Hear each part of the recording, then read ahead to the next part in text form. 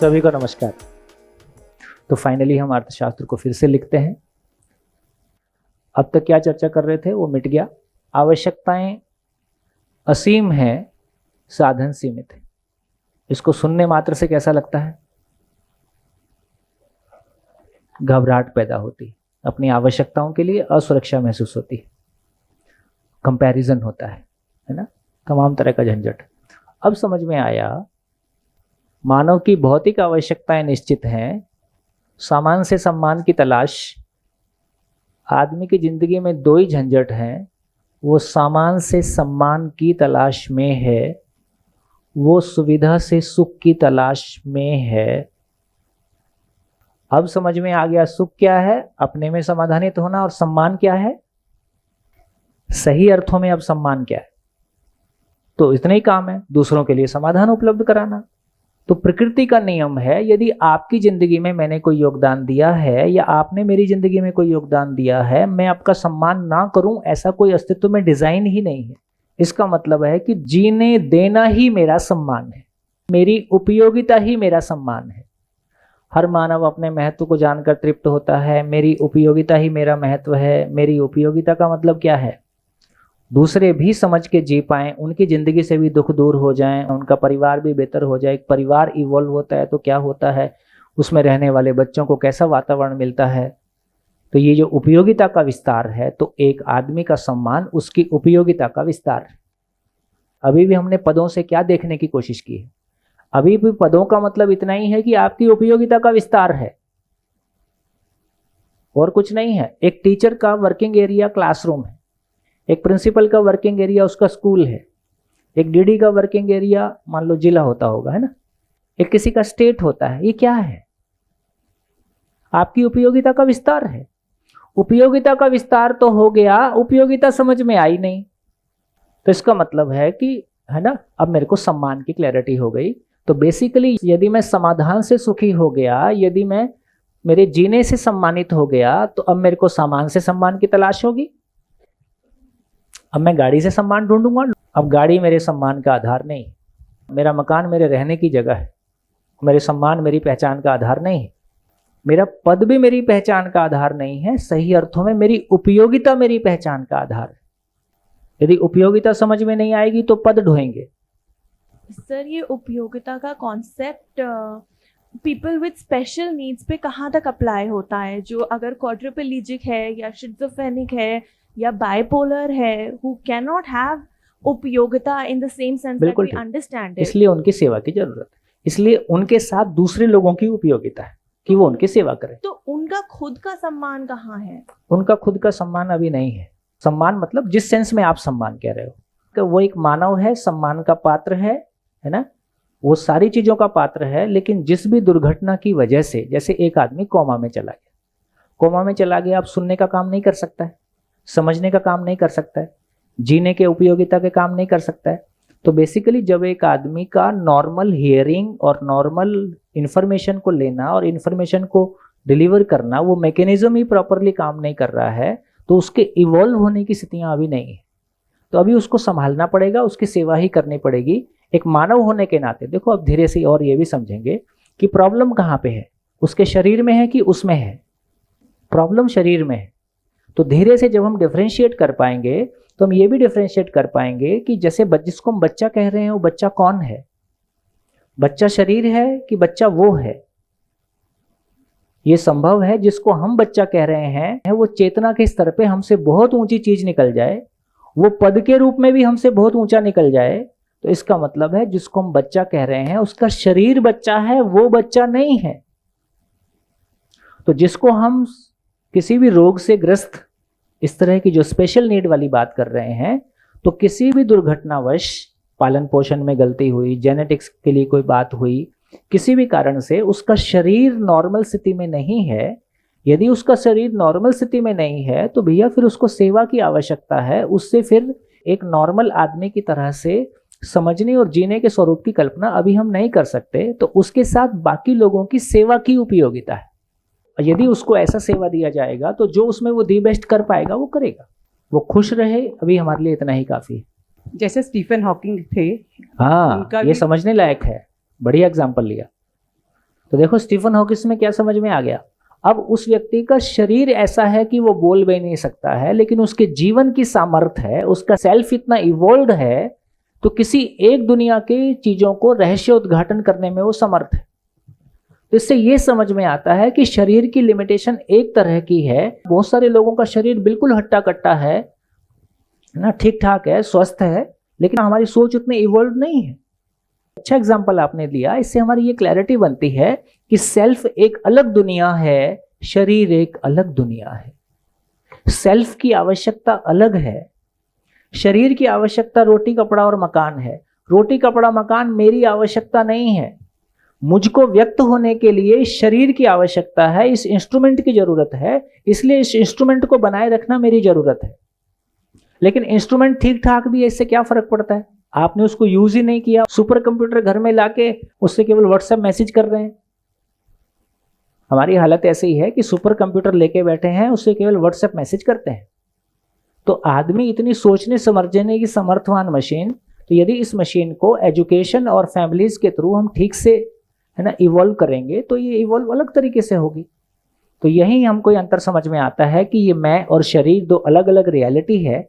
शरीर के साथ कुछ अलग तरह की स्थितियां हो सकती हैं, ये दोनों की स्थितियों को अलग अलग व्यक्ति के साथ अलग अलग तरीके से हमको पहचानना होगा। कि अभी हम बाहर से जो सम्मान पाने की बात कर रहे हैं, उस सम्मान का मतलब तो मेरी उपयोगिता ही है। तो मेरी उपयोगिता के साथ मैं कैसे जीऊंगा? तो यदि ये कट गया तो ये रिबन कट गया। सामान और सामान से सम्मान का रिबन जिसका कट गया, सुविधा से सुख का रिबन जिसका कट गया, अब वो अपनी आवश्यकताओं को कैसे पहचान पाएगा? अब उसका घर उसके रहने के लिए होगा कि पड़ोसी को चमकाने के लिए होगा? अब उसकी गाड़ी आने जाने के लिए होगी कि पड़ोसी को चमकाने के लिए होगी? यहां आके हम पहली बार नॉर्मल हुए। एक बढ़िया सूत्र है, ऊर्जा का बहिर्गमन ही ह्रास है। ह्रास मतलब विकास का उल्टा। ऊर्जा का अंतर्नियोजन ही विकास है। ऊर्जा मतलब हमारी पावर ऑफ इमेजिनेशन। तो मेरी पावर ऑफ इमेजिनेशन को मैंने कहां इन्वेस्ट कर रखा है? तो मेरी पावर ऑफ इमेजिनेशन दूसरों को जज करने में जाती है, दूसरों को छोटा सिद्ध करने में जाती है, लगातार कंपैरिजन मोड में रहता है, लगातार मैं दबाव में रहता हूं, फिर दूसरों को दबा के खुश होने की कोशिश करता हूं और केवल इंद्रियों से सुखी होने की कोशिश करता हूं, और उसमें काम चलता नहीं है, फ्रस्ट्रेशन आती है। ये क्या हो गया? ये ऊर्जा का बहिर्गमन हो गया। ऊर्जा का अंतर्नियोजन क्या है? अब जो हम ये पूरा दिन बैठते हैं, ये ऊर्जा का अंतर्नियोजन है। किसी सच्चाई को समझने के लिए, किसी रियलिटी को समझने के लिए मैं मेरी इमेजिनेशन को इन्वेस्ट करता हूं। दिन भर बैठ के भी कैसा लगता है? ना मुझको थकान आती है, जब समझ में आता है तो आपको भी थकान नहीं आती। ये ऊर्जा का अंतर्नियोजन है। तो जब हम ऊर्जा का अंतर्नियोजन करते हैं तो हर दिन हमारी स्थिति कैसी होगी? हर दिन हमारा मन कैसा होगा? और हल्का होगा, प्रिसाइज होगा, फोकस्ड होगा, मानव लक्ष्य के अर्थ में होगा। तमाम नेगेटिविटी झड़ जाएगी, नेगेटिव विचार ही खत्म हो जाएंगे, बिना मतलब की कोई चर्चा नहीं आएगी। सारी ऊर्जा यदि लगातार फोकस्ड रहती है, ये किसी डायरेक्शन में जाएगी। और वहाँ नेचर में तो है ही है कि मानव सबसे इवोल्व स्पेसीज है। हमारे जीने को देख के कहाँ लग रहा है कि हम इवोल्व स्पेसीज है ना? हम तो प्रॉब्लम में हैं। तो इससे ये समझ में आया, यदि मेरी भौतिक आवश्यकताएं निश्चित हैं, अब समझ में आया कि साधन पर्याप्त है। कैसे समझ में आया? जैसे यदि मानव को देखेंगे, शरीर को देखेंगे, तो उसका आकार, आयतन, आयु सब कुछ निश्चित है ना? एक मानव दिन भर में कितना खाता होगा? तो इंटरनेट बोलता है कि 400 ग्राम खाता है। ठीक है, 1 किलो मान लो, गेस्ट भी आता है, तो 1 kg into 365 days into 80 years पहले चला गया तो बचेगा, इतना ही खा सकता है। टोटल कितना हो गया ये? तो लगभग ये 320 क्विंटल के आसपास आता है, यदि मैं ठीक हूं तो। कैलकुलेट करके देखो, कर दिया 292 क्विंटल, ठीक है। 1 एकड़ में 20 क्विंटल पैदा होता है 4 महीने में, और 2 फसल तो मान ही सकते हैं, तो हो गया 40 क्विंटल। 40 क्विंटल 1 साल में 1 एकड़ में पैदा हो गया। 80 साल में अपने को 300 क्विंटल चाहिए। कितनी जमीन? 80 साल में 300 क्विंटल पैदा करना है तो कितनी जमीन चाहिए? तो लगभग 1/10 ऑफ एकड़ में। और अभी भी भारत में जो रेशो है, ऐसा बोलते हैं कि प्रति व्यक्ति 1 एकड़ से ऊपर जमीन आती। और अभी खेती करने वाला आदमी सबसे मजबूत टेक्निकली फाइनेंशियली है, अभी खेती करने वाला आदमी सबसे कमजोर टेक्निकली फाइनेंशियली, ठीक है। और मिसयूज मिसमैनेजमेंट, तो जितना मिसयूज मिसमैनेजमेंट हमारे घरों से लेके, होटल से लेके, सरकारों से लेके सब कुछ होता है, समझदारी के बाद ये मिसयूज मिसमैनेजमेंट घटेगा कि बढ़ेगा? अभी तो जितना सक्षम वर्ग है वो प्रोडक्शन ना करने को उपलब्धि हम मानते हैं, है ना। पूरे 3% लोग सरकारी नौकरी में आएंगे, 12% लोग पब्लिक और प्राइवेट जॉब में जाएंगे, शेष 85% को तो अपने जीने खाने के लिए अपना कुछ करना ही होगा, क्योंकि स्पेस ही इतना है। अब ये शेष 85 अपना कुछ कर सकें क्या, ऐसा कुछ एजुकेशन हमने दिया? यहां पे फिर बात आती है कि स्किल एजुकेशन को हमको क्लास 8 से लाना होगा, ताकि सभी कोई ग्रेजुएशन बिना मतलब करके टाइम पास करते रहें अपनी जवानी का, उसकी बजाय जिनका बहुत पढ़ने का माइंडसेट है वो पढ़ने की तरफ जाएं, और जिनका कुछ और एक्टिविटीज की तरफ माइंडसेट है उनको उधर हम डाइवर्ट कर सकें। और विशेष रूप से जब गांव में एक स्कूल चलता है तो गांव में गांव वाले को स्कूल ये एहसास कराता है कि खेती का काम छोटा है, पढ़ने लिखने का काम बड़ा है। यदि गांव के स्कूल की छुट्टी फसल काटने के समय की जाती है घोषित रूप से, सरकारी रूप से, तो गांव को ये मैसेज जाएगा, उन बच्चों को ये मैसेज जाएगा कि हमारे माँ बाप के काम को हमारा स्कूल का सिस्टम इंपॉर्टेंट मानता है, इसलिए उस समय छुट्टी दिया है जब हमको घर में काम करने की जरूरत है ना। यदि गांव के स्कूल में गांव का जो भी किसी भी स्किल में एक्सपर्ट व्यक्ति है वो गांव में आके स्कूल में आके बोलेगा, है ना, तो गांव के लोगों का सम्मान होगा, उसकी स्किल का सम्मान होगा। तो इसका मतलब है कि गांव में स्कूल चलाने का चाहे कंटेंट भी बदलेगा, डिजाइन भी बदलेगा।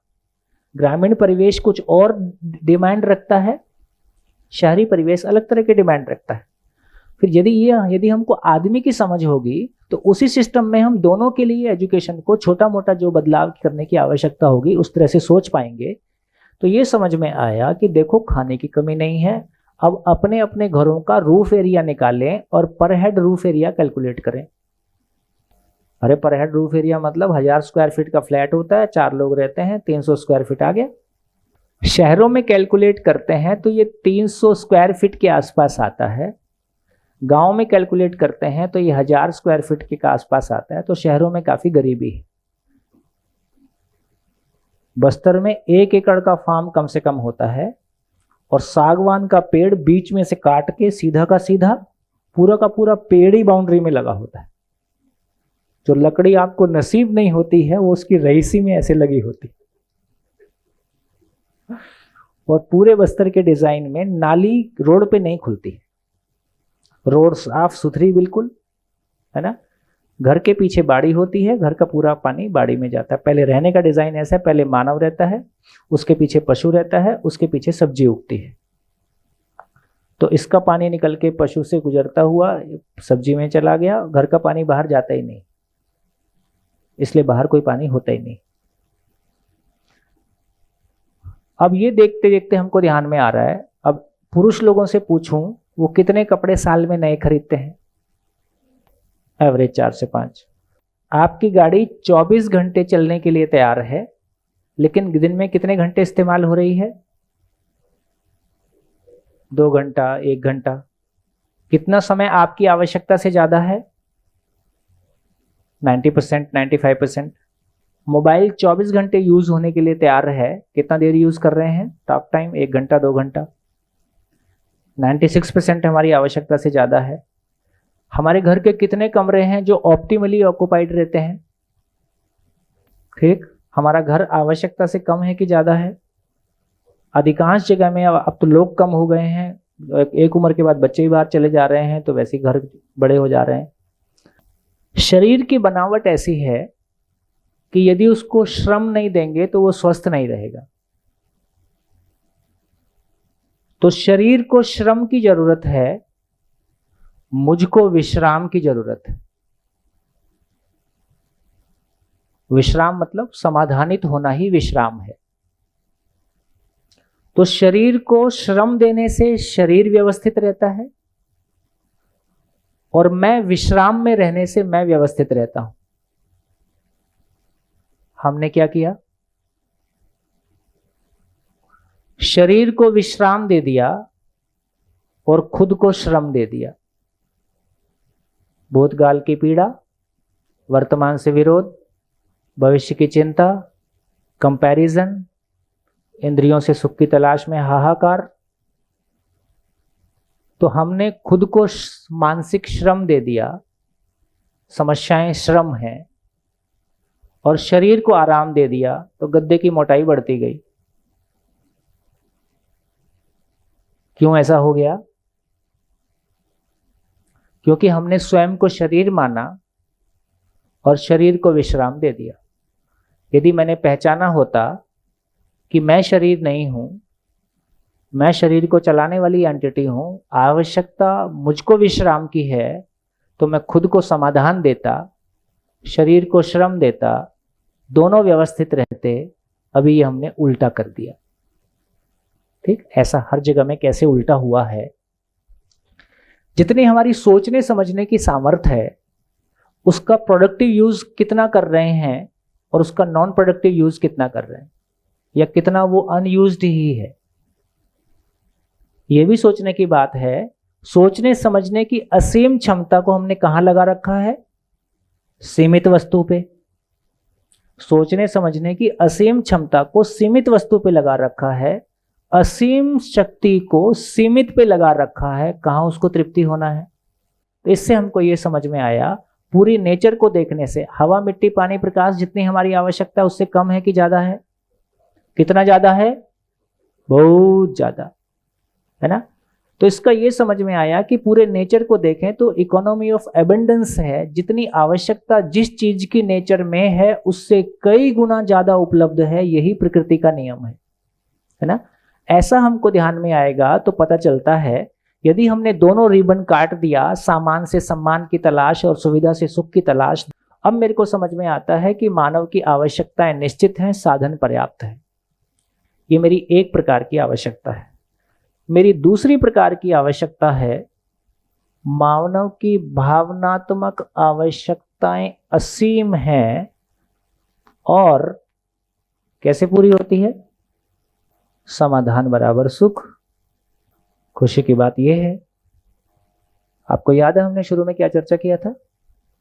क्या कर रहे हैं हम इस काम को? मानव मूलतः गलती करना नहीं चाहता है, लेकिन वो गलती करता है कि नहीं करता है? करता है। क्यों करता है? वो एक बात है, लेकिन मेरे सुखी होने के लिए, मेरे आवश्यकताओं की पूर्ति के लिए और मेरी सफलता के लिए, यदि मुझको लगता है कि ये गलती करना आवश्यक है या इस तरह से ही चलना आवश्यक है, तो मैं चल देता हूं। तो इसको हमने पलट के कहा था, यदि इस बिना गलती अपराध किए सभी मानव सुखी हो सकते हैं, सभी मानव सफल हो सकते हैं, सभी मानव की सभी आवश्यकताएं पूरी हो सकती हैं, सभी मानव की सभी इच्छाएं पूरी हो सकती हैं, तो क्या कोई मानव गलती करना चाहेगा? क्या कोई मानव गलती करेगा? इसका मतलब है कि हमारे पास ऐसा कोई डिजाइन ही उपलब्ध नहीं है जिसमें गलती अपराध किए बिना हम सुखी हो सकें, सफल हो सकें। ठीक है ना? अभी हम देख रहे हैं सफलता के डिजाइन कितने लोगों के लिए उपलब्ध है? कुछ ही लोगों के लिए, और जो हुए भी हैं वो भी अपने आप को भीतर से सफल मानते हैं कि असफल पाते हैं, वो अलग दुनिया है। इस डिजाइन को हम पूरा करने की तरफ जा रहे हैं। अब समझ में आया कि मानव की भावनात्मक आवश्यकताएं असीम है। खुशी की बात यह है कि मानव में समझने की क्षमता भी असीम है। असीम आवश्यकता के लिए असीम क्षमता पहले से मौजूद है। इससे ये सिद्ध होता है कि हर मानव इसलिए निरंतर सुखपूर्वक जी सकता है। दूसरों के जीवन में, है ना, वो सुखी होने का अपनी उपयोगिता को सिद्ध करता है तो वो सम्मान पूर्वक भी जीता ही है। यदि वो सुखी हो गया, सम्मानित हो गया, तो दोनों रिबन कट गया। अब वो पहचान पाता है कि मेरी भौतिक आवश्यकताएं निश्चित हैं, साधन पर्याप्त है। और खुशी की बात यह है कि हर मानव में आवश्यकता से अधिक उत्पादन की क्षमता है। कैसे पता चला? कैसे माने इस बात को? आवश्यकता से अधिक उत्पादन की क्षमता है का मतलब है एक व्यक्ति किचन में जितना खाना बना सकता है सारा वो खा सकता है। एक आदमी खेत में जितना पैदा कर सकता है सारा वो यूज कर सकता है। एक आदमी फैक्ट्री में जितना प्रोड्यूस कर सकता है, और वो भी ऑटोमेशन लगा के, तो है ना। तो इससे ये समझ में आता है कि अभी भी कमाने वालों का रेशो कम होता है, खाने वालों का रेशो ज़्यादा होता है, और फिर भी, है ना, अनाज की कमी कोई नहीं है। तो इससे हमारी ये क्लैरिटी बनी कि हर मानव में उत्पादन करने की क्षमता ज़्यादा है। हमने उत्पादन करने की प्रवृत्ति का पोषण और उसका स्किल का पोषण उसके लिए वातावरण नहीं दिया। उसकी वजह से जो प्रॉब्लम है वो अपनी जगह है। इसका मतलब है हर परिवार समृद्धि पूर्वक जी सकता है। समृद्धि का मतलब है अभाव का अभाव। हर परिवार समृद्धि पूर्वक जी सकता है, दूसरों को समृद्धि पूर्वक जीने की राह बता सकता है। हर मानव समाधान पूर्वक जी सकता है, दूसरों को सुखी होने की राह बता सकता है। वो देने के लिए पैदा हुआ है, वो बांटने के लिए पैदा हुआ है। तो ऐसा दिखाई देता है। तो हर व्यक्ति सुखी हो सकता है, हर परिवार समाधानित हो सकता है, और हजारों लोगों के लिए शिकायत मुक्त, अभाव मुक्त जीने का रास्ता के लिए स्रोत बन सकता है। यही उसकी सफलता है। सफलता का मतलब है सुफल, सही फल, और उसकी निरंतरता। इसका मतलब ता, सुफलता। यही सफलता है कि मानव दूसरों के जीने में सहयोगी हो जाए। जीने देना ही जीना है। इस रूप में हर व्यक्ति सहयोगी हो ही सकता है, होता ही है। बिना गलती अपराध किए सभी की सभी आवश्यकताएं, इच्छाएं, बल्कि ये कहा जा रहा है प्रकृति में ऐसा नियम है कि एक भी गलत इच्छा पूरी हो नहीं सकती और एक भी सही इच्छा अधूरी रह नहीं सकती। आप बोलते हो किसी की बैंक में डकैती डालने की इच्छा थी, उसने डाल दी, पैसा मिल गया। पैसा तो मिल गया, लेकिन वो जो अपने भीतर समृद्धि का भाव आना था वो आएगा क्या? जो परिवार में सुकून आना था, जो जिंदगी में गर्व आना था, वो आएगा क्या? तो पता चला सारी गलत इच्छाएं क्या हैं? कौन सी इच्छा है जो कभी पूरी नहीं होगी? सामान से सम्मान की तलाश, पूरा होगा? सुविधा से निरंतर सुख की तलाश, कभी पूरा होगा? तो इच्छा तो इस बात की थी कि सामान से सम्मान पा जाऊं। गलत इच्छा पूरी हो सकती है क्या? इच्छा तो इस बात की थी कि इंद्रियों से निरंतर सुख को पा जाऊं। ये पूरी हो सकती है क्या? इसके अलावा कोई गलत इच्छा हो नहीं सकती। तो सृष्टि में ऐसा विधान ही है, ऐसा नियम ही है कि एक भी गलत इच्छा पूरी हो नहीं सकती। और सही इच्छा क्या है? समाधान से सुख, परिवार का शिकायत मुक्त, अभाव मुक्त होना, परिवार में समाधान, समृद्धि। सही इच्छा क्या है? समाज का भय मुक्त होना। सही इच्छा क्या है? प्रकृति में संतुलन का होना। अब ये पूरी होगी कि नहीं होगी? इसको कोई रोक नहीं सकता। तो एक भी गलत इच्छा पूरी हो नहीं सकती, एक भी सही इच्छा अधूरी रह नहीं सकती। ऐसा ही नेचर का नियम। हमने ऐसा आवर्तनशील अर्थशास्त्र का बेसिक डिजाइन देखा जिसमें धरती का हर मानव बिना गलती किए, बिना अपराध किए सुखी हो सकता है, सफल हो सकता है। उसकी सभी इच्छाएं पूरी होंगी, उसकी सभी आवश्यकताएं पूरी होंगी। हमारी पूरी हो रही, और हमारे जैसे हजारों लोग पैदा हो रहे। जिनको किसी की गाड़ी देख के नहीं लगता है यार ये मेरे पास होती तो पता नहीं क्या हो जाता, ना पद देख के लगता है, ना गाड़ी देख के लगता है, ना मकान देख, जैसा मेरा मकान है मेरी आवश्यकता से ज़्यादा है, ऐसा ही फील होता है। इससे ज़्यादा की मेरी ज़रूरत नहीं है, क्योंकि इससे बड़ा मकान मुझसे सेवा कराएगा, मेरी सेवा नहीं करेगा। एक लेवल से ज़्यादा मकान बड़ा होगा तो मैं उसकी सेवा करूंगा कि वो मेरी सेवा करेगा? मैं उसकी सेवा करूंगा। तो मकान मेरे लिए था कि मैं मकान के लिए था? गाड़ी मेरे लिए है कि मैं गाड़ी के लिए हूं? तो जब सारी चीज़ों को देखेंगे, फिर अपनी अपनी जगह चीज़ें अलाइन होना शुरू हो जाएंगी, फिर कोई चीज़ का अनावश्यक बोझ आपके ऊपर नहीं होगा। तो दुनिया के सभी लोग सुखी हो सकते हैं कि नहीं? हो सकते हैं। सभी समृद्ध हो सकते हैं कि नहीं? हो सकते हैं। यदि ऐसा होगा तो समाज भय से मुक्त होगा कि नहीं? हो सकता है। और यदि ऐसा होगा तो मानव प्रकृति का शोषण करेगा? नहीं करेगा। इससे ज़्यादा होता नहीं, इससे कम की जरूरत नहीं। जय हो, मंगल हो, कल्याण हो। कोई कमी हो तो बताओ। अब देखो, अब रॉबिन से क्या गलती हुई? अब समझ में आ रहा है? डार्विन से क्या गलती हुई? हर्बर्ट स्पेंसर से क्या गलती हुई? ये पूरी कॉन्सेप्ट को एक बार ठीक से समझेंगे, फिर दुनिया की कोई भी किताब पढ़ेंगे तो आपको गैप समझ में आएगा कि गैप कहाँ पे हो रहा है। तो रॉबिन्स को मानव समझ में नहीं आया, तो उसने क्या कि मानव की आवश्यकता असीम है, इसमें कोई गलती नहीं है। मानव की भौतिक आवश्यकता और मानव की भाव की आवश्यकता, वो इन दोनों को डिफरेंशिएट नहीं कर पाया, मानव को नहीं समझ पाया। भाव की आवश्यकता असीम है, इसमें बिल्कुल दिक्कत नहीं है। इसकी आवश्यकता सीमित है, इसमें भी कोई दिक्कत नहीं है। दोनों को जोड़ोगे तो क्या निकलेगा? असीम ही निकलेगा।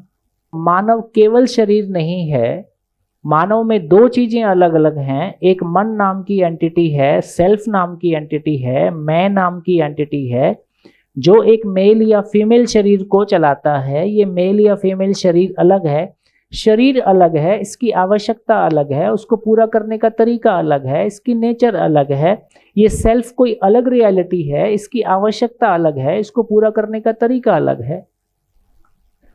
अभी जो आपने बताया गलत इच्छा से मतलब भौतिक सुविधाओं से है, सही इच्छा और गलत इच्छा जो हमारी दो है। हाँ, तो गलत जो भौतिक उससे जुड़ी हुई है। तो अगर कोई है, परिवार है या कोई बच्चा है भूखा है, तो वो तो उसकी भौतिक इच्छा है, उसकी पूर्ति के लिए आपने कहा अगर गलत रास्ता लेगा, जैसे बैंक वाला आपने बताया, तो अगर वो चोरी कर रहा है, जो भी कर रहा है, उसको अंदर से वो संतुष्टि नहीं। लेकिन अगर उसने वो रास्ता ना लिया अपनी उस जरूरत को पूरा करने के लिए, मान लीजिए उसकी मृत्यु हो जाती है, क्योंकि मैं वो दूसरा गलत तरीका नहीं, मतलब बिना भूख चोरी के से- बिना भूख- चोरी के जीने का रास्ता ही नहीं है। नहीं, भूख लगी तो चोरी करना कुछ पड़ेगा। हम देखते अपने आसपास की भूख से पूरे परिवार की मृत्यु हो गई, अरे- साधन नहीं था उनके पास कोई भी। अरे ऐसा बिल्कुल नहीं है। ये बिना मतलब इमोशनली ब्लैकमेल मत हो। इस दुनिया में लोग ढूंढ रहे हैं, उनको काम करने के लिए लोग नहीं मिल रहे हैं। किसी भी फैक्ट्री में जाओगे, किसी भी खेत में जाओगे, किसी भी जगह में जाओगे, लोगों को लोग नहीं मिल रहे हैं जो काम करें। आज की डेट में वो समस्या नहीं है जहां काम की समस्या है।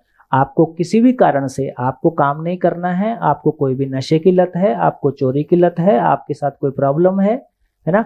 आज की दुनिया में ना गांव में ना शहर में काम मतलब आदमी खेती करने वाला भी अपना पेट भर रहा है। जहां तक सर्वाइवल का मामला है, ये इतना मुश्किल आज की डेट में नहीं है। मैक्सिमम तो जो आप कह रहे हैं देखो मैं इसको होता दूसरा है। एग्जांपल बताता हूँ। जो आदमी 1.5 लाख रुपए पाता है उसको डांटा जा सकता है। आप अपनी बाई को डांट के दिखाओ। बाई आपसे छुट्टी मांगती है कि आप बोलते हो कि कम से कम फोन तो कर दिया कर, डेफिनेटली रिक्वेस्टिंग वे और में ये रहते हैं रिक्वेस्टिंग वे में रहते हो। पति को बाद में चाय देते हो, उसको पहले चाय देते हो। एक 10,000 वाला आदमी आप पे हावी है, आपकी निर्भरता उसके ऊपर है, उसकी नहीं है। उसको तो आप एक बार आंख दिखाओ, वो दोबारा आएगा नहीं। उसको तो पता है मेरे को 10,000 की दूसरी मिल जाएगी। इससे ये समझ में आता है कि जॉब की प्रॉब्लम नहीं है। यदि जॉब की प्रॉब्लम होती तो आप उसका नखरा नहीं सहते। बिल्कुल सही कह रहे हैं आप, मुख्य तो यही है। फिर लेकिन अगर परिस्थितियां ऐसी होगी कि कोई नहीं परिस्थिति कर ऐसी पाया, नहीं होती। यदि इसके बावजूद भी कोई परिस्थिति ऐसी है, इसका मतलब समाज में किसी ऐसी परिस्थिति वाले व्यक्ति को सहयोग देने की मानसिकता नहीं है। वो मानसिकता भी मानसिकता के कारण नहीं है। यदि कोई ऐसी मजबूरी होगी तो इतना बड़ा समाज है, 2-4 लोग को संभाल देगा।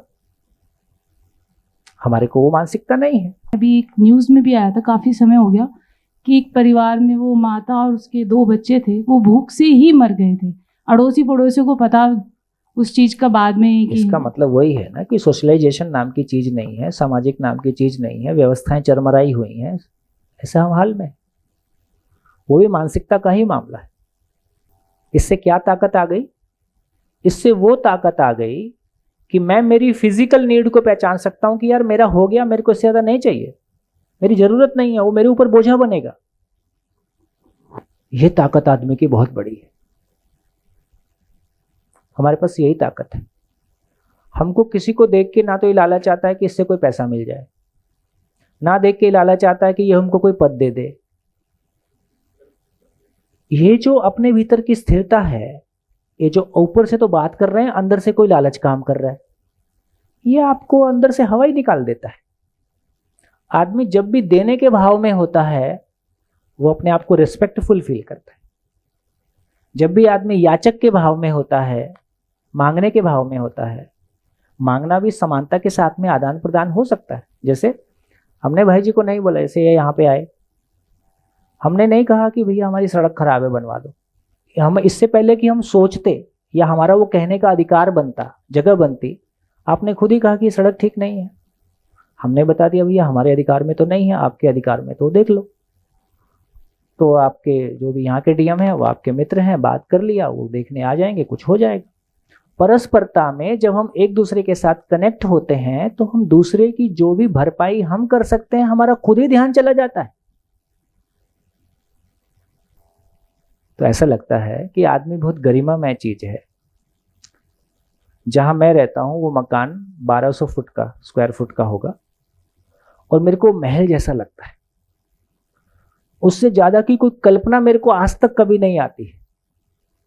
और जितनी बार भी उसमें रहता हूं ये लगता हूं यार इससे ज्यादा की जरूरत नहीं।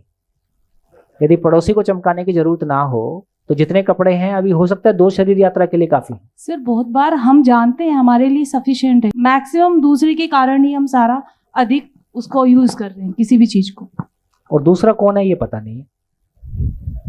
इसको प्रभाव में लाना है, उसके प्रभाव में जा रहे हैं। तो चमका हुआ चमकाता है, प्रभावित हुआ प्रभावित करने की कोशिश करता है।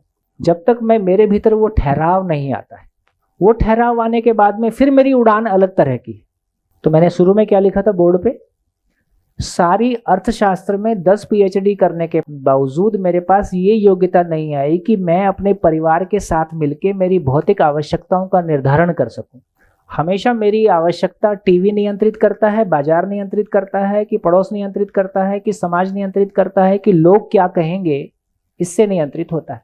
जितने लोग यहाँ बैठे हैं, हमारे पास जितनी भौतिक वस्तुएं आज और अभी उपलब्ध हैं वो आपकी आवश्यकताओं से कम है कि ज्यादा है? कितने लोग कह सकते हैं कि ज्यादा है? लो आ गया समृद्धि का भाव। हम ऑलरेडी समृद्ध हैं, किसी से कंपैरिजन करके हम गरीब हैं। अभी तक ये समझता है कि जो मनोविज्ञान कहें या प्रकृति में कहें, हर चीज का ऑपोजिट है और वो नेचर का रूल है। फूल है तो कांटे हैं। तो सर जब प्रकृति के मनोविज्ञान में इतना सब कुछ है और वो कि उसका महत्व तभी स्पष्ट, ये सारी जो हम पढ़ते हैं नहीं है नेचर में, अभी तक हम यही समझते हैं ये करते मनोविज्ञान है। कोई भी मानव गलती नहीं करना चाहता, तो क्या इसका भी अपोजिट है कि सभी मानव रियल में कोई ऐसे कि कोई गलती नहीं करना चाहता, या वास्तव में इसका भी अपोजिट है नेचर के रूल के हिसाब से? तो देखिए इसको थोड़ा समझते हैं। रात और दिन, पॉजिटिव नेगेटिव, वो टीचर ने मेरे को जितने एग्जाम्पल दिए थे वो मेरे को आज तक याद रहते हैं। नॉर्थ पोल साउथ पोल, ये तो आपने नहीं दिया। North pole south pole, positive negative, रात और दिन। पूरी नेचर में देखिए नॉर्थ पोल साउथ पोल एक दूसरे के विरोधी हैं कि नॉर्थ पोल साउथ पोल मिलके एक व्यवस्था है? तो ये विलोम है कि पूरक है? पूरक। पॉजिटिव नेगेटिव विरोधी हैं कि पूरक हैं? इसकी वजह से करंट फ्लो होता है, ऐसा मानते। ठीक है। रात और दिन विरोधी हैं कि एक व्यवस्था है? व्यवस्था है, बढ़िया दिन भर काम करते हैं, रात को सोते हैं, है ना। पूरी नेचर में देखेंगे तो उपयोगिता पूरकता है, कहीं भी विरोध नहीं है। अब यदि बहुत बर्ड व्यू से देखेंगे तो सुख दुख भी जागृति के अर्थ में एक व्यवस्था है। दुख मात्र इस बात की सूचना है कि आपकी डायरेक्शन गलत है, ये व्यवस्था नहीं रहेगी, पता भी कैसे चलेगा। दर्द मात्र व्यवस्था है कि शरीर व्यवस्थित रहे। यदि शरीर में चोट लगने से दर्द नहीं होगा तो हम शरीर को व्यवस्थित नहीं रखेंगे। यदि हमको जीवन में दुख नहीं होगा तो हमको पता कैसे चलेगा कि ये गलती है या ये अधूरापन है या इस दिशा में नहीं जाना है। तो नेचर में ये व्यवस्था है, उसको नेचर का बताने का तरीका है। तो उस सेंस में देखेंगे तो सुख दुख भी एक व्यवस्था है। जब तक आदमी भ्रमित है तब तक सुख दुख रहेगा, उसके बाद दुख खत्म हो जाएगा, सुख ही सुख रहेगा। फिर जब ये आपने लॉजिक दिया और जब हम अपना परीक्षा परिणाम तैयार करते तो इस व्यवस्था के तहत पास होना, फेल होना या उत्तीर्ण होना भी तो उसी तरह से एक हो जाएगा कि उसके लिए आप मोटिवेट होकर पास होते जाएं। तो वो कि अनुत्तीर्ण नहीं होंगे, नहीं होना चाहिए, ये भी तो अगेंस्ट व्यवस्था हो जाएगा सर। इसका मतलब ये हुआ कि हमारा फिर मूल्यांकन ठीक नहीं। हमारा मूल्यांकन क्या चीज का हो? रटने का मूल्यांकन हो कि समझने और जीने का मूल्यांकन? यदि समझने और जीने का मूल्यांकन होगा तो मूल्यांकन डिजिट में नहीं आएगा, मूल्यांकन एनालॉग होगा, डिजिटल नहीं होगा। और फिर यदि हम मानसिकता ठीक कर देंगे तो एक व्यक्ति का क्लास में 100 आउट ऑफ 100 आ ही सकता है।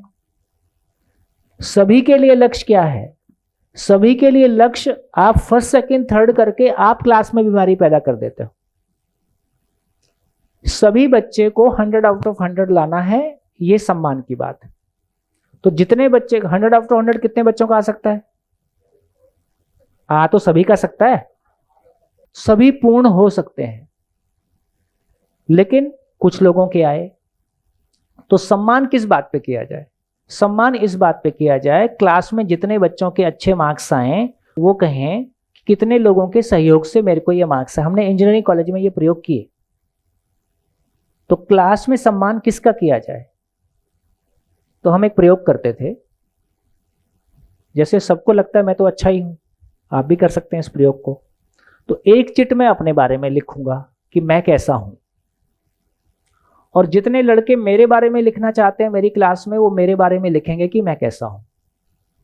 वो अपना नाम नहीं डालेंगे, मेरा नाम डालेंगे। तो सोम नाम से एक चिट वो है जो मैंने लिखी है मेरे बारे में। सोम नाम से 10 चिट और आई हैं जो मेरे मित्रों ने मेरे बारे में लिखी हैं, उन पे उसका नाम नहीं लिखा गया है।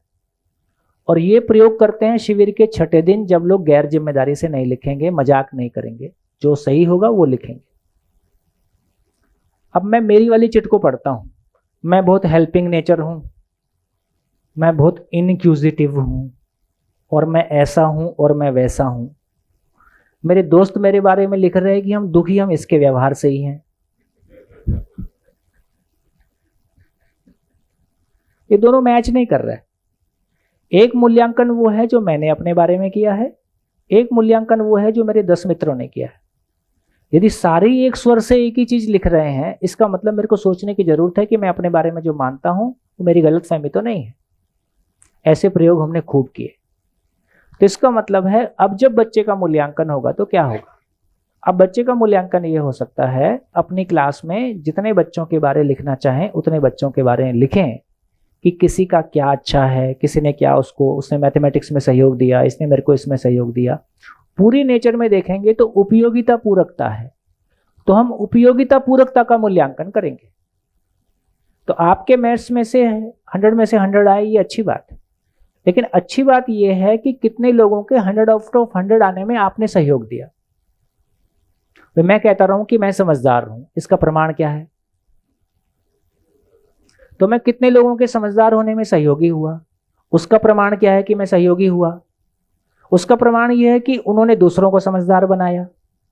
तो मैंने आपको हिंदी सिखाई, मैं आपको हिंदी सिखा पाया, इसका प्रमाण है कि आपने तीसरे को सिखाई, तीसरे को हिंदी आ गई मतलब मैं आपको सिखा पाया, आप सीख पाए मतलब मैं आपको सिखा पाया। तो किसी भी चीज का प्रमाण है कि आपने उसको मल्टीप्लाई किया। तो आपने क्या चीज मल्टीप्लाई की? तो इसका मतलब मैंने कोई चीज सीखी तो मैंने उसको मल्टीप्लाई किया। अब देखो फिर क्लास में क्या होता है, क्लास की गति कहां जाती है। तो पूरी प्रकृति में उपयोगिता पूरकता का सिद्धांत है। तो हम कितने दूसरों के लिए उपयोगी हुए, कितने दूसरों के लिए पूरक हुए, यदि इसके मूल्यांकन की व्यवस्था आ जाएगी तो कंपटीशन के स्थान पर कोऑपरेशन की व्यवस्था इंस्टॉल हो जाएगी। विशेषज्ञता के स्थान पर श्रेष्ठता की परंपरा स्थापित हो जाएगी।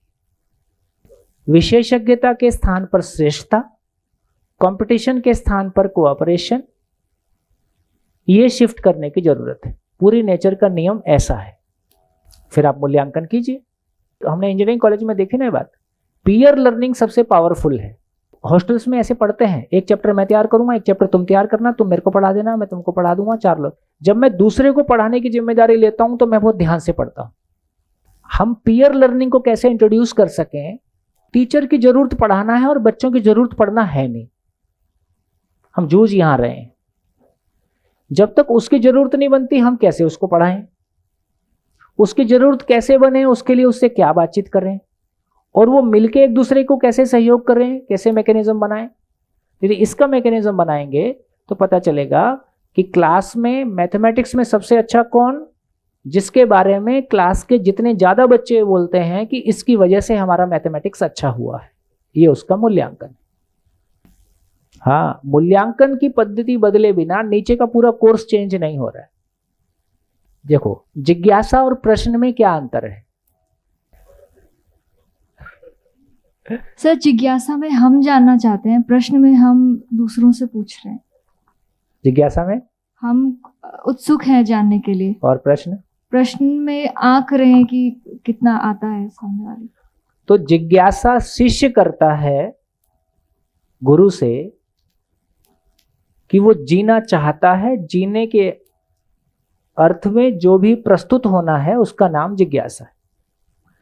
प्रश्न शिक्षक करता है विद्यार्थी से, किस बात को जांचने के लिए कि जो मैंने कम्युनिकेट करने की कोशिश की वो कम्युनिकेट हुआ कि नहीं हुआ।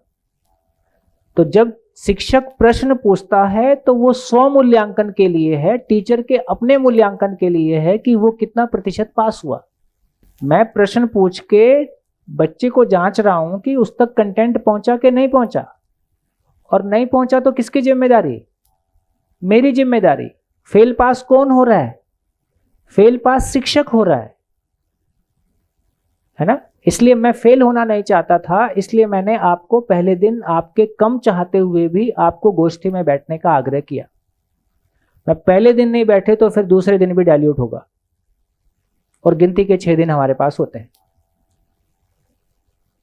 तो मेरी जगह में मैं कोशिश करता हूं कि जितनी गुंजाइश मिल जाए उतना कंटेंट आप तक पहुंच जाए, है ना, क्योंकि मैं फेल होना नहीं चाहता। मेरी खुशी के लिए पास होना मेरी जरूरत है।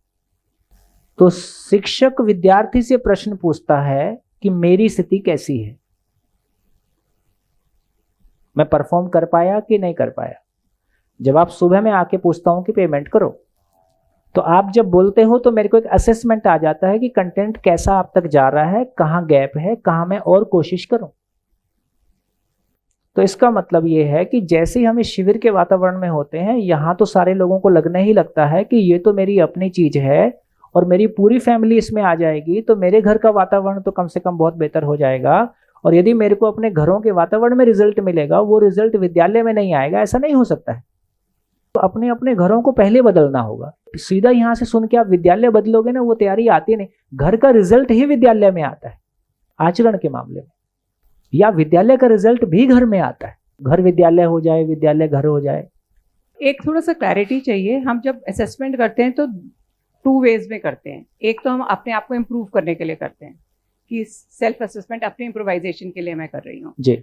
दूसरा यह कि अगर हम कोई सिस्टम देखते हैं, एक एजुकेशन का सिस्टम देख लो, तो उसको चलाने के लिए हम एक इंसान को चुनते हैं, तो वो उसमें फिर हमारा कंपैरिजन हो जाता है। सब में से एक इंसान को एक पोस्ट दी जाती है और वो ही संचालन करता है पूरे। तो कोई ऐसी स्थिति आएगी कि सारे ही संचालन करेंगे? नहीं। देखो, जब श्रेष्ठता होगी तो क्या होगा? जैसे अभी का सिस्टम कैसा है, हिरार्की बेस्ड है।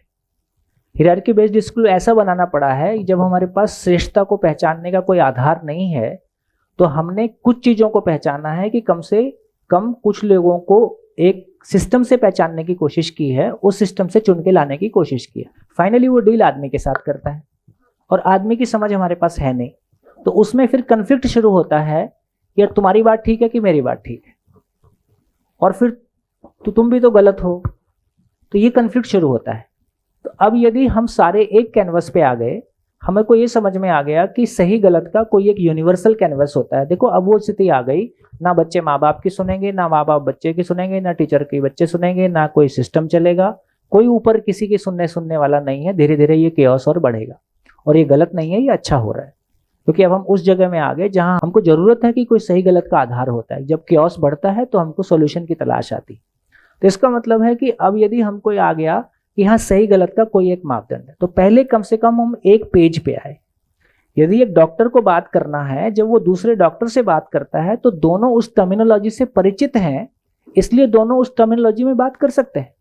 यदि मैं डॉक्टर नहीं हूं तो मैं उसके लेवल पे आके बात नहीं कर सकता। जब मानव की समझ की बात करेंगे और हम मानवता के लेवल की बात करेंगे, पूरे परिवार में अध्ययन में पता चला कि मेरे बेटे का गति ज्यादा अच्छा है, तो पूरा परिवार अपने उस बेटे से समझने ही लगता है।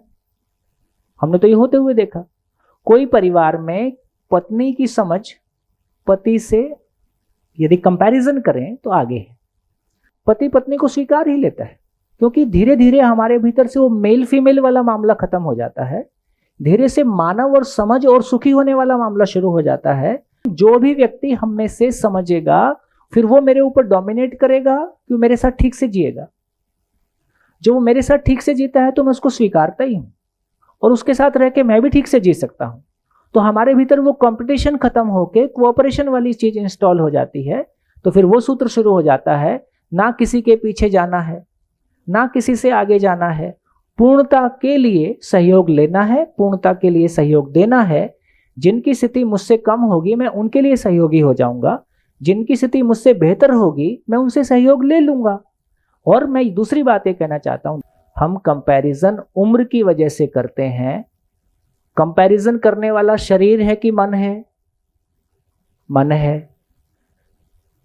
उम्र शरीर में होती है कि मन में होती है? शरीर में होती है। सारी एबिलिटीज मन व्यक्त करता है कि शरीर व्यक्त करता है? एबिलिटीज मन व्यक्त करता है। तो शरीर के आधार पे दो लोगों में कोई कंपैरिजन बनता ही नहीं है। आयु के आधार पर दो लोगों में कंपैरिजन नेचर में बनता ही नहीं है। जैसा कि मैंने पहले भी कहा, आपने भी स्वीकारा, बच्चे को पैसे के प्रति कोई आकर्षण नहीं है, बाप को पैसे के अलावा कुछ समझ में नहीं आता। इसका मतलब ये चेतना का स्तर का माँ बाप से, एज से, धर्म से, जाति से, पद से कोई लेन देन नहीं है। जैसे ही हम मानव को छूने लगते हैं हम उस सीमा को क्रॉस कर जाते हैं।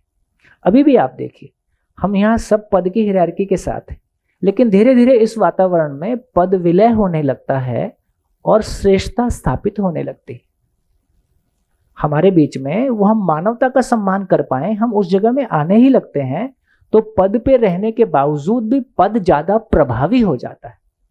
सूत्र क्या है? गुरु मूल्य में लघु मूल्य समाया रहता है। जब टोपी पहना दी, चार चीजें हैं, रूप, बल, धन, पद। अब इससे अगली वर्चू में चले गए बुद्धि। जैसे ही बुद्धि का संसार खुलेगा, ये सारा रूप, बल, धन, पद अलाइंड हो जाएगा। ये बुद्धि का संसार नहीं खुला, ये सारा एक दूसरे के साथ कंपटीशन में खड़ा है, ये एक दूसरे के विरोध में खड़ा है। फिर हर बार मैं सोचूंगा यार मैं क्या कर सकता हूं। तो आज मुझको क्या लगता है? आज मुझको लगता है कि मैं ये काम, अब कोई फर्क नहीं पड़ता। अभी यदि आप डीडी हैं और आप बात को पूरा समझेंगे तो आप अपने पद को और प्रभावशाली तरीके से एग्जीक्यूट कर पाएंगे। आप प्रिंसिपल हैं, आप अपने पद को प्रभावशाली तरीके से एग्जीक्यूट कर पाएंगे। शिक्षक अपने पद के साथ और प्रभावशाली तरीके से एग्जीक्यूट कर पाएगा। फिर वो ऐसा बहुत मन में मलाल नहीं रहेगा कि मेरे को प्रिंसिपलशिप मिल जाएगी तो क्या हो जाएगा। वो मलाल नहीं रहता, क्योंकि मैं मेरे काम से तृप्त होता हूं। तो बेसिकली यदि हम पूरे सिस्टम को देखें तो एक पायलट फ्लाइट लेके उड़ता है, एक कार्गो का पायलट अपनी कार्गो फ्लाइट लेके उड़ता है। पैसेंजर फ्लाइट या कार्गो फ्लाइट अपनी फ्लाइट को सही जगह तक पहुंचा दे, उसके लिए पूरा मंत्रालय पीछे लगा हुआ होता है। उसके लिए इंजीनियर्स हैं, उसके लिए ऑफिसर्स हैं, उसके लिए मंत्री है, उसके लिए सेक्रेटरी, जो भी सारा तंत्र है वो केवल इस बात के लिए है कि ये फ्लाइट उड़ेगी और अपने डेस्टिनेशन तक ठीक से पहुंचा देगी। फ्लाइट को डेस्टिनेशन तक पहुंचाने वाला कौन है? मंत्री जी क्लासरूम में जाके नहीं पढ़ाएंगे, और डीडी भी नहीं पढ़ाएंगे, और डायरेक्टर भी नहीं पढ़ाएंगे। अल्टीमेटली फ्लाइट को उड़ाने वाला शिक्षक ही है। तो हमको कुल मिला के क्या काम करना है? हमारा शिक्षक इतना योग्य और सक्षम कैसे हो कि वो फ्लाइट उड़ा के ले जाए और डेस्टिनेशन तक पहुंचा दे। तो हम सबका एक ही काम है, उस शिक्षक के पीछे खड़े रहना है। यार तुम चिंता नहीं करो, तुम्हारे पीछे खड़े हैं। क्योंकि अल्टीमेटली ऑपरेशन तो टेबल पे डॉक्टर ही करेगा, वो जिसका हॉस्पिटल है वो नहीं करेगा। और यदि इसने गड़बड़ कर दिया तो तुम कितनी थियरी किताब में लिखते रहो, कितने सिस्टम बनाते रहो, तो फाइनली क्लासरूम में फाइनली सिस्टम की डिलीवरी टीचर के हाथ में है। कभी कभी जिंदगी में मौके आते हैं जब जॉब में वो तृप्ति पाने की जगह है जिस तृप्ति की हमने कल्पना नहीं की थी। और संसार को इसकी जरूरत है, भारत को ही जरूरत नहीं है, पूरे विश्व को इसकी जरूरत है। होने की जरूरत यह है कि एजुकेशन का बजट 30% हो और डिफेंस का बजट 2% हो। तो ये शिक्षा की सफलता है।